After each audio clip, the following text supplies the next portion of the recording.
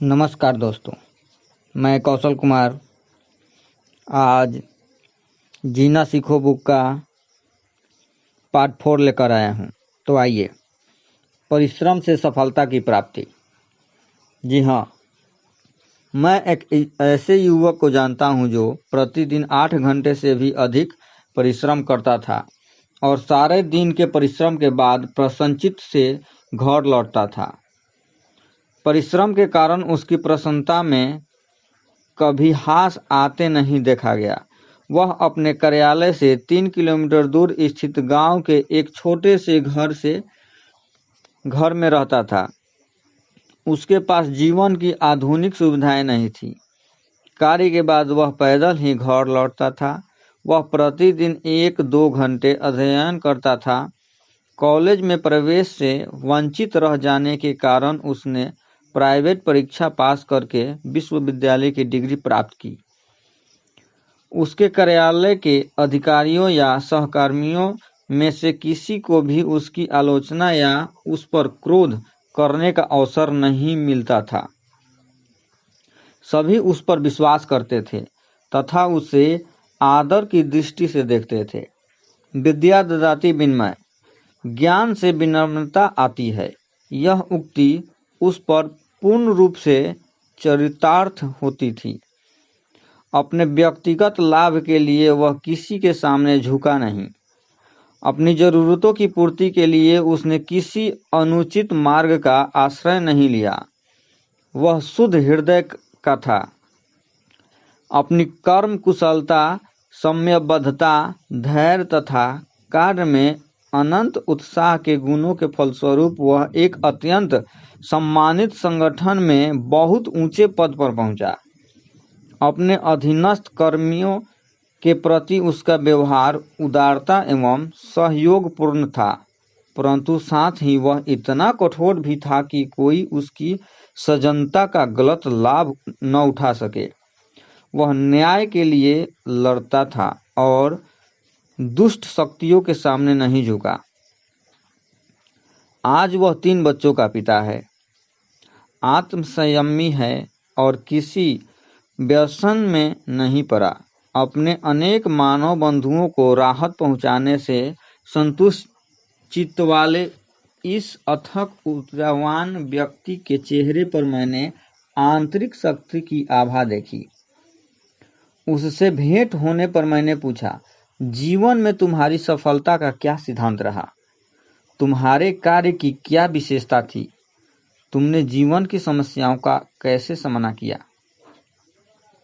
उसने कहा, मुझे नहीं लगता कि मुझ में कोई विशेष गुण है। शायद यह सब ईश्वर की कृपा से हुआ।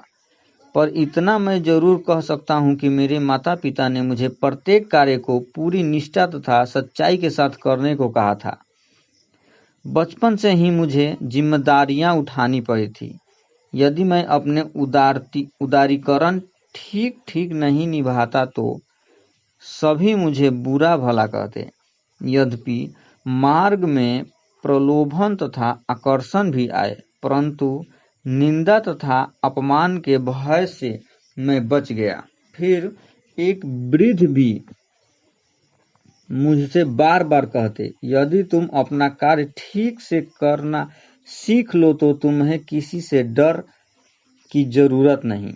जब मैंने कुछ लोगों को कहते सुना कि लड़का अच्छा काम करता है, तो इससे मुझे अप्रत्यक्ष रूप से प्रोत्साहन भी मिला। तब से मुझे विश्वास हो गया कि जो व्यक्ति अपना कार्य निष्ठा व लगन से करता है, उसके भीतर आत्मविश्वास की प्रचंड शक्ति आ जाती है और उसके व्यक्तित्व का विकास होने लगता है। उसे दूसरों का मार्गदर्शन तथा सहायता करने के मौके मिलते हैं। अपने मनोबल के कारण वह असफलता से निराशा नहीं होता, अतः उसके लिए सहज ही उच्च पदों के द्वार खुल जाते हैं। छोटी सी उन्नति या उपलब्धि भी उसे आगे बढ़ाती है। यदि गर्व, अहंकार और धृष्टता उसे नीचे नहीं गिराते तो कभी न कभी उसे संगियों, अधिकारियों तथा जनता से सम्मान मिलता ही है। वे खुले आम इससे भले ही व्यक्त न कर, परंतु अपने व्यवहार से तो जता ही देता है। इससे दिन पर दिन हमारी कार्यकुशलता बढ़ती जाती है। मैंने पूछा, सुना है कि परिश्रमी लोग पर ही काम का बोझ डाल दिया जाता है। उसने उत्तर दिया, यह ठीक है कि यदा कदा ऊपर वाले अतिरिक्त कार्य थोप देते हैं, परंतु आरंभ में इस थोड़ी सी असुविधा को सहने के लिए तैयार रहना पड़ता है। कभी कभी लग सकता है कि हमें दबाया जा रहा है, पर यदि हम धैर्य रखें तथा इसे अपनी अध्यवसाय एवं सहनशीलता के लिए चुनौती समझे तो मुझे लगता है कि हमें सफलता ही मिलेगा। इस दौरान मैंने कर्म के एक आदर्श का विकास किया है। कर्म केवल जीवन निर्वाह का उपाय नहीं, बल्कि हृदय के विशुद्ध आनंद की अभिव्यक्ति में आने वाली बाधाओं को दूर करने का एक साधन है। हमारा चाहे जो भी पेशा हो, यदि हम पूरी एकाग्रता के साथ अपना कार्य संपन्न करें तो वह हमें संतोष तथा आनंद प्रदान करता है। वेतनमान में वृद्धि की कार्य के उच्च स्तर तथा उनमें सफलता को प्रोत्साहित करने का एकमात्र उपाय नहीं है। कर्म के प्रति एक उच्च दृष्टिकोण तथा उसके संपादन में निपुणता ही उसके स्तर में सुधार लाते हैं। जब हमें बोध हो गया कि पूर्ण एकाग्रता के साथ किए गए कर्म के फलस्वरूप सच्चा सुख मिलता है, तब हम छोटे से छोटे कार्य भी अवहेलना नहीं करेंगे, बल्कि उन्हें निष्ठा और ईमानदारी के साथ करेंगे। मैंने पूछा, क्या यह दर्शन नीरस तथा उबाऊ कार्य पर भी लागू होता है? रचनात्मक कार्यों से तो आनंद एवं प्रेरणा मिलती है, परंतु यंत्रवत् कार्य से ही क्या इनकी प्राप्ति संभव है? उसने उत्तर दिया, मुझे नहीं लगता कि कोई ऐसा भी कार्य है जो पूर्णतः रचनात्मक तथा उबाऊपन से मुक्त हो। प्रत्येक प्रतिभाशाली व्यक्ति के रचनात्मक कार्य उसकी हर कलाकृति के पीछे कुछ न कुछ प्रयास तथा किसी न किसी प्रकार का संघर्ष विद्यमान रहता है। यह सर्वविदित है कि यदि हम कोई आवश्यक कार्य ठीक से नहीं कर पाते तो हमें असंतोष होता है। सफल न होने का दुख मन को विषन्न कर देता है। कार्य चाहे जितना भी उबाऊ क्यों न हो, जब हम उसे ठीक से संपन्न कर लेते हैं तब हमें शांति, संतोष तथा विशांति भी अनुभूति होती है। यही सबका अनुभव है। क्या तुमने अपने कार्य भली भांति करने की आदत डाली है? यदि आदत तुम्हारे बल एवं उत्साह में वृद्धि करेगी, कार्य में उत्कृष्टता आने पर तुम्हारे पूरे व्यक्तित्व का विकास होगा। Thank you. साधारण से श्रेष्ठता की ओर। सर विलियम ऑसलर कनाडा के विख्यात चिकित्सक थे।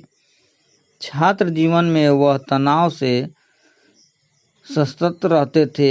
जब वे मॉन्ट्रियल के सार्वजनिक चिकित्सालय में पढ़ते थे तब उन्हें भविष्य की चिंता बहुत सताती थी। वे चिंता, संयस तथा अनिश्चितता से आनंद रहते थे। अंतिम परीक्षण के लिए उन्हें जो पुस्तकें पढ़नी थी उनका आकार देखकर ही वे घबरा गए। उन्हें लगा कि शायद वे उन्हें पूरा नहीं पढ़ सकेंगे। लगा कि परीक्षा के लिए इतनी सारी बातों को वे कैसे याद कर सकेंगे। यदि परीक्षा पास भी कर ली तो नौकरी कहाँ मिलेगी? क्या निजी व्यवसाय करना पड़ेगा? उसके लिए भी तो पूंजी तथा भाग्य चाहिए। इस भीषण स्पर्धापूर्ण संसार में सफलता कैसे मिलेगी? इस प्रकार वे जीवन के प्रति चिंतन तथा संवेदना में पड़े रहते थे। पर संयोगवश पढ़ी हुई कार्लाइल की इस उक्ति ने उनकी जीवन धारा को मोड़ दिया। हमें दूर की अस्पष्ट वस्तु को छोड़ समीप की स्पष्ट वस्तु को ही देखना चाहिए। इससे वह पतन की गहराई से निकले और उन्हें हृदय में ऐसी प्रेरणा जगी जो उनके एक अवधारणा मनुष्य बनने के लिए जरूरी थी। उन्होंने अनेक साहसी कार्य किए। वह उक्ति उनके जीवन की सफलता में एक जादुई मंत्र सिद्ध हुई। बाद में उन्होंने सुप्रसिद्ध जॉन हॉपकिंस संस्था को बहुमुखी विकास के शिखर पर पहुंचाया। वे 4 विश्वविद्यालयों में अध्यापक रहे। बाद में वे ऑक्सफोर्ड विश्वविद्यालय के आयु विज्ञान विभाग के मानद प्रधानाध्यापक नियुक्त हुए। ब्रिटिश सरकार ने उन्हें अनेक सम्मानों से विभूषित किया। विलियम ऑस्लर ने येल विश्वविद्यालय के छात्रों के समक्ष बोलते हुए कहा था, लोकप्रिय लेखक तथा ऑक्सफोर्ड जैसे प्रसिद्ध विश्वविद्यालय के वरिष्ठ आचार्य के रूप में मेरी विख्यात सुनकर तुम लोग सोचते होंगे कि मैं जन्म से ही बुद्धिमान हूँ, परंतु वास्तविकता ऐसी नहीं है। मेरे घनिष्ठ मित्र जानते हैं कि मेरी बुद्धि कितनी सामान्य है। रहस्य तो फिर उनकी विस्मयकारी सफलता का क्या रहस्य था? ऑस्लर ने कहा कि वे सदा वर्तमान में ही रहते थे। इसका अर्थ क्या है? वे भविष्य के सुखद स्वप्नों में समय बर्बाद नहीं करते थे। अतीत के क्षणों को बार बार सोचकर व्यर्थ पछताने में उन्होंने समय नहीं खोया। अत्यंत कौशल तथा पूर्णता से वर्तमान के कार्य को पूरा करने में उन्होंने अपने मन को लगा दिया। इसने उन्हें अद्वितीय कीर्ति तथा विजय दिलाई। ऑस्लर के शब्द ध्यान देने योग्य है। हमारे भविष्य का निर्माण आज हो रहा है। कल की घटनाओं पर पछताने से कोई लाभ नहीं है, न ही भविष्य की घटनाओं की अत्यधिक चिंता करो। भूत और भविष्य के द्वार बंद कर दो। अपना कार्य वर्तमान में करो। साहस तथा विश्वास सहित कार्य क्षेत्र में उतरो। इसी क्षण कार्य करो। आज का काम भली भांति संपन्न करने के अतिरिक्त बाकी समस्त महत्वाकांक्षाओं को त्याग दो। सफलता के मार्ग पर चलने वाले वर्तमान में जीते हैं। वे कल की नहीं सोचते। न तो भूत में रहो और न ही भविष्य में। सारी शक्ति आज के कार्य में लगा दो तथा इस प्रकार अपनी सारी महत्वाकांक्षाएं पूरी कर लो। इस शताब्दी में ऑस्लर ने जो कहा, हजारों वर्ष पूर्व भारत के ऋषियों ने उन्हें जाना था। इस संदेश को हम भूल गए। ज्ञान के इन शब्दों को भूलकर जीवन में हम अनेक अवरोध व असफलताएं पाते हैं। उनका अनुसरण न करने से जीवन में अन्य कष्ट आते हैं। वे शब्द हैं, बुद्धिमान लोग अतीत की घटनाओं पर नहीं पछताते। वे भविष्य की चिंता नहीं करते, केवल वर्तमान जगत में पूर्णतः कर्म करते हैं। संत कवि हरिदास ने कहा है, आज का दिन सर्वोत्तम है, कल का दिन कठिन होगा। अंग्रेज विद्वान रस्किन ने अपने कार्यपटल पर आज लिखा था। उनका कहना है, आज की चिंता कर लो, वही कल को संभालेगा। उमर खयाम ने कहा है, अतीत मृत है, आने वाले कल का जन्म नहीं हुआ है। आज के सुखद होने पर भी तुम रोते क्यों हो? इन विभिन्न वचनों का मर्म एक ही है।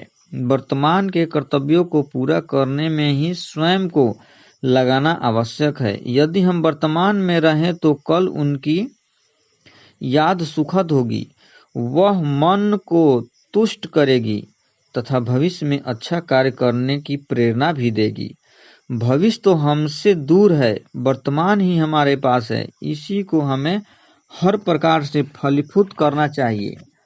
इस पर किसी भी विचारशील मन में ऐसे कई प्रश्न उठेंगे, तो क्या हम भविष्य की ओर बिल्कुल भी ध्यान न दें? जीवन यात्रा में अब तक की घटनाओं का सिंहावलोकन क्या बिल्कुल निरर्थ है? अपने भविष्य निर्माण के लिए क्या हमें पहले से ही तैयार